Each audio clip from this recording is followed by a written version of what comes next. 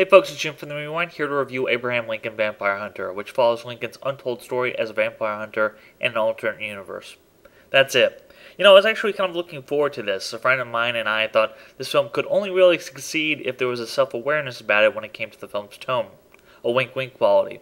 This could have been a hilarious cult classic. Sadly, my concerns regarding director Timur Bekmambetov directing the flick were justified. The film takes itself too seriously. It plays it straight despite the ridiculous title, and while that's admirable, it was one of their undoings. With a ridiculous concept, it's baffling that this flick is so joyless, and often at times dull. The worst thing is that the film is never so bad that it's good. I didn't even get much unintentional humor from it. As absurd as it is, it's not crazy enough. I sat there kind of yawning. For those that don't know, Bekmambetov was behind various films like the Russian vampire flick Night Watch and the bullet-curving Wanted. I haven't seen Night Watch, but I borrowed it from a friend and I plan on checking it out now out of sheer curiosity. As for Wanted, well, it suffered from tone issues like this, but in a different way. The film switched from hilarious absurdity to deadpan seriousness. It didn't know what it wanted to be, and it didn't work because of it. All in all, it was like some rip-off mashup of films like The Matrix and Fight Club combined into one, in my opinion. It also didn't help that the graphic novel was about supervillains, and then Hollywood just made them borderline assassins instead. Going back to Abraham Lincoln Vampire Hunter, Bekmambetov was wrong for this because he doesn't have a voice. At best, he has a style. Either he doesn't understand the material or he didn't know how to approach it.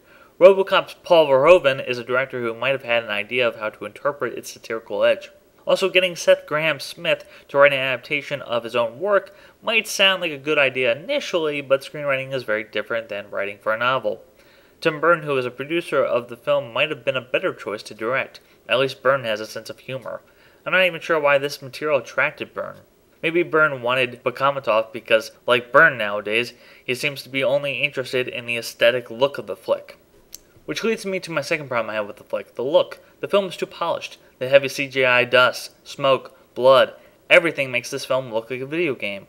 The slow motion and fast motion only supports the argument.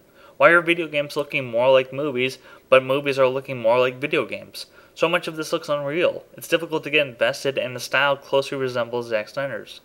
You know, that cool, slick style, making it appear to be more epic and serious. Once again, it's the same aesthetic look in Wanted, but this time, as opposed to curving bullets again and again, it's the same axe play again and again. On the plus side, there's some pretty cool moments early in the flick, and the train setting for the final act wasn't a poor choice, but the execution didn't have my heart racing.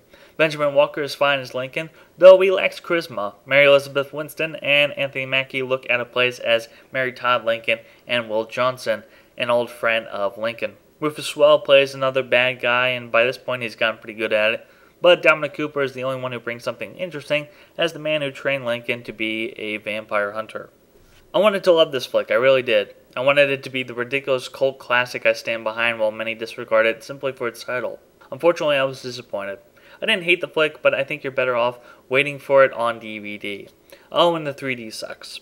I can only hope that when they adapt Pride and Prejudice and Zombies, they will embrace the ridiculousness of the concept. I give Abraham Lincoln a rented. That's it from the Movie Rewind. Have a good day, folks. Until next time.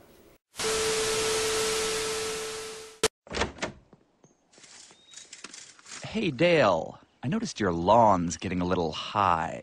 Yeah, I used to have a guy for that. Dick. Okay, now, you have a good one.